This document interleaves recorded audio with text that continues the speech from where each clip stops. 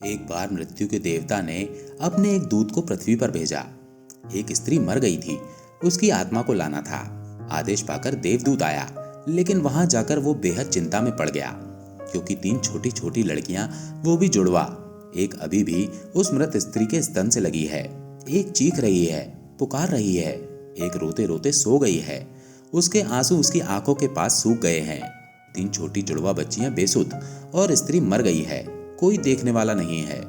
पति पहले ही मर चुका था, परिवार में और कोई भी नहीं है। इन 3 छोटी बच्चियों का क्या होगा? उस देवदूत को जब ये ख्याल आ गया तो वो बेहद दुखी मन से खाली हाथ वापस लौट गया और बिना उस स्त्री की आत्मा को लिए ही अपने धाम पहुंच गया।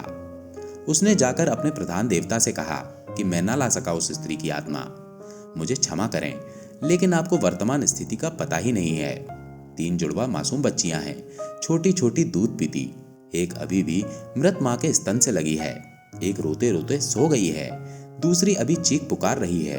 हृदय मेरा ला ना सका।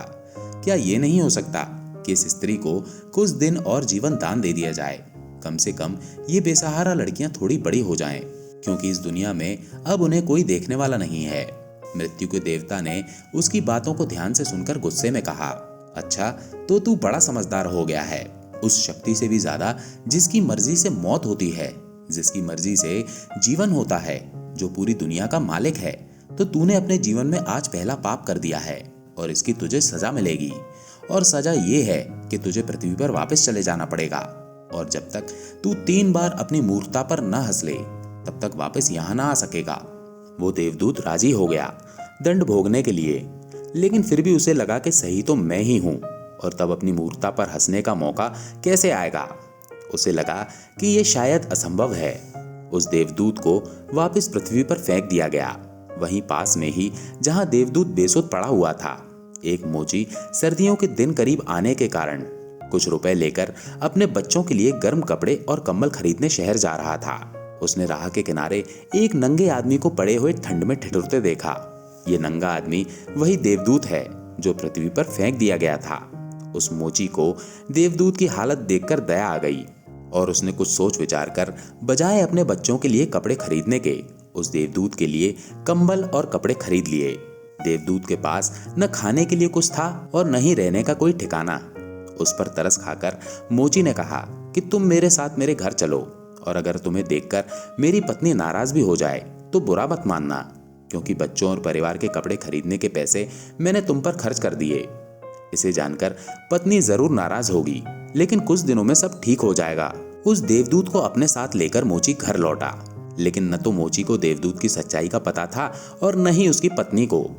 जैसे ही देवदूत को लेकर मोची घर में पहुंचा, उसकी पत्नी एकदम पागल हो गई, बहुत नाराज हुई, बहुत चीखी चिल्लाई। मोची के घर के माहौल को देखकर देवदूत पहली बार हंसा। उसे हंसते देख अचरज में मोची ने कहा, हंसते क्यों हो भाई, बात क्या है? देवदूत ने गंभीरता से कहा, मैं जब 3 बार हंस लूंगा तब सब बता दूंगा, लेकिन फिलहाल मुझसे कुछ मत पूछो। दरअसल देवदूत पहली बार इसलिए हंसा क्योंकि उसने देखा कि इस मोची की पत्नी को पता ही नहीं है कि मोची एक देवदूत को अपने घर लाया है, जिसके आते ही घर में हजारों खुशियां अपने आप आ जाएंगी और उनके सारे गम दूर हो जाएंगे। लेकिन आदमी देख ही कितनी दूर तक सकता है? पत्नी तो इतना ही देख पा रही है कि उसने बच्चों के कपड़े नहीं खरीदे। जो खो गया है वो देख पा रही है, जो मिला है उसका उसे अंदाजा ही नहीं है। घर में देवदूत आ गया है, जिसके आते ही हजारों खुशियों के द्वार खुल जाएंगे। इसलिए देवदूत हंसा। उसे महसूस हुई अपनी मूर्खता, क्योंकि मोची की पत्नी अपने भविष्य को नहीं देख पा रही है।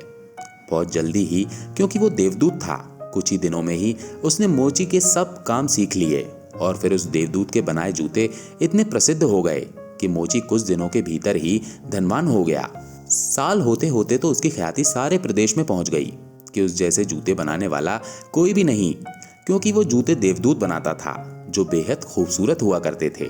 सम्राटों और राजाओं के जूते वहां बनने लगे। मोती के घर धन की बरसात होने लगी। एक दिन प्रदेश के सम्राट का एक आदमी मोची के घर आया और उसने उसे एक बेशकीमती चमड़े के टुकड़े को देते हुए कहा कि ये चमड़ा बहुत कीमती है, आसानी से कहीं मिलता नहीं। सम्राट के लिए अच्छे जूते बना दो, लेकिन कोई भूल चूक नहीं करना। जूते बेहतरीन बनने हैं, और ध्यान रखना जूते बनाने हैं, चप्पल नहीं। क्योंकि उस दौर में संभवतः रूस में जब कोई आदमी मर जाता है तब उसे चप्पल पहनाकर मरघट तक ले जाते थे। मोची ने भी सम्राट के आदमी की पूरी बात को समझकर देवदूत से कहा कि चप्पल मत बना देना, जूते बनाने हैं, स्पष्ट आज्ञा है और चमड़ा इतना ही है। अगर गड़बड़ हो गई तो हम मुसीबत में फंसेंगे, सम्राट जिंदा नहीं छोड़ेगा। लेकिन पता नहीं उस देवदूत के दिमाग में क्या आया कि उसने एक चप्पल ही बना दी। बाद में जब मोची ने देखा कि चप्पल बनी है तो वो क्रोध से आग बबूला हो गया। वो डंडा उठाकर उसको मारने के लिए तैयार हो गया कि तू हमारी फांसी लगवा देगा, और तुझे बार बार समझाकर कहा था कि चप्पल बनानी ही नहीं है, फिर चप्पल किस लिए। देवदूत फिर खिलखिलाकर हंसा। उसे देखकर मोची हैरान। तभी वही आदमी सम्राट के घर से दोबारा भागता हुआ आया। उसने कहा, जूते मत बनाना, चप्पल ही बनाना, क्योंकि सम्राट की अभी अभी मृत्यु हो गई है। भविष्य अज्ञात है, सिवाय ऊपर वाले के और किसी को ज्ञात नहीं, और नश्वर आदमी तो अतीत के आधार पर निर्णय लेता है। सम्राट जिंदा था तो जूते चाहिए थे, मर गया तो चप्पल चाहिए। उसके बाद तब वो मोची उस देवदूत के पैर पकड़कर माफी मांगने लगा कि मुझे माफ कर दे, मैंने तुझे मारा। देवदूत ने कहा, कोई बात नहीं, मैं अपना दंड भोग रहा हूं, इसमें तुम्हारी कोई गलती नहीं। लेकिन वो देवदूत आज दोबारा हंसा था। मोची ने फिर पूछा उसकी हंसी का कारण।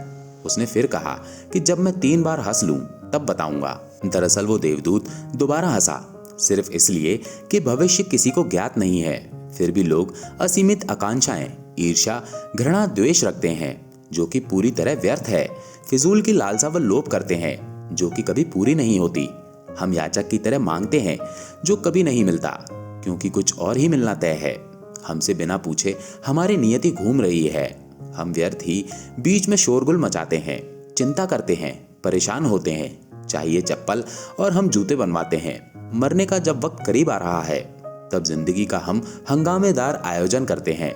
सिर्फ वर्तमान समय ही हमारा है, लेकिन हम भूत और भविष्य के बारे में दिन रात सोचकर बेमतलब की चिंता में मरे जा रहे हैं। अब उस देवदूत को लगने लगा कि वे बच्चियां, मुझे क्या पता भविष्य उनका क्या होने वाला है।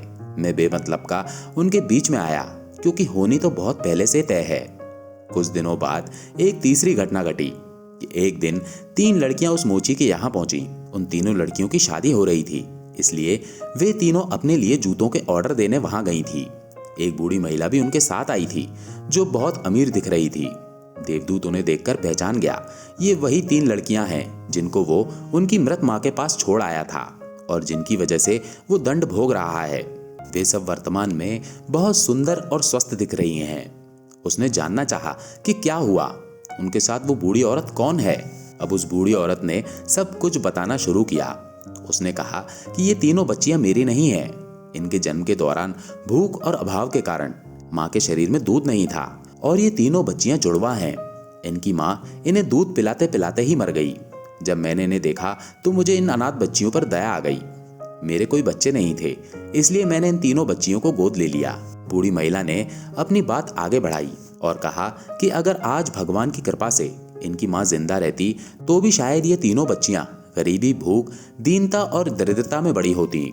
माँ दुर्भाग्यवश भले ही मर गई हो, फिर भी ये तीनों बच्चियां बहुत धन, वैभव व संपदा में पली, और अब मेरे बाद सारी संपदा की ये 3 मालकिन हैं। फिलहाल इन तीनों का एक सम्राट के परिवार में विवाह हो रहा है। देवदूत फिर तीसरी बार हंसा और विस्तार से मोची को उसने पूरी घटना बताई। उसने कहा, भूल मेरी थी, नियति बड़ी है और हम उतना ही देख पाते हैं जितनी समझ है। मैं अपनी मूर्खता पर 3 बार हंस लिया हूँ। अब मेरा दंड पूरा हो गया और अब मैं वापस जा रहा हूँ। उसके बाद देवदूत को अपनी गलती का एहसास हुआ और वो वापस अपने धाम लौट गया। तो दोस्तों, कैसी लगी ये कहानी कमेंट करके जरूर बताइएगा, और अच्छी लगी हो तो इस वीडियो को लाइक करके चैनल को सब्सक्राइब जरूर कर लीजिएगा। धन्यवाद।